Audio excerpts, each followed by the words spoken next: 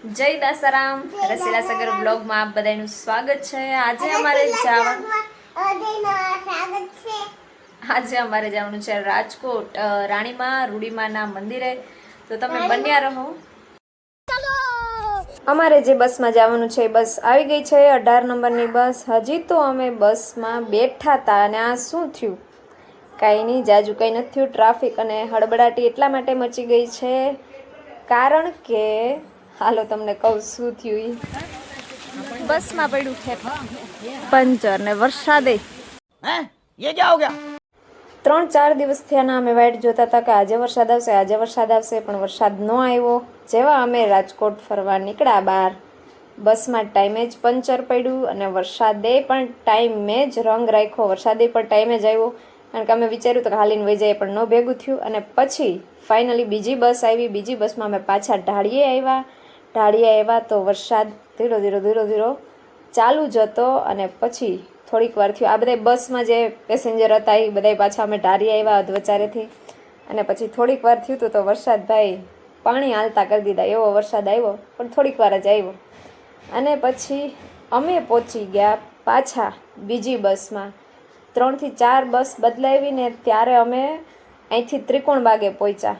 ત્રિકોણબાગથી પછી અમે રિક્ષામાં આવી અને પહોંચી ગયા રાણીમાં રૂડીમાના મંદિરે।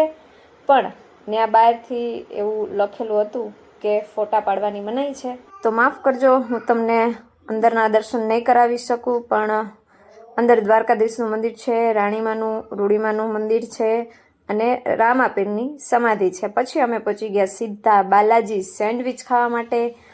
બાલાજીની સેન્ડવિચ મસ્ત પણ થોડીક તીખી હતી, એટલે હાયલું પણ સારી હતી। અને નાસ્તો પાણી થઈ ગયા છે અને 3 વાગી ગયા। માસી મને કીધું બતાવો, તો મેં બતાવી દીધું તમને બધાને। આ છે શું? ધર્મ પ્રચાર। ओ भाई मारो मुझे, मारो मारो मुझे, मारो मारो। ન્યાય કરાવે। कौन है ये लोग, कहाँ से आते हैं ये?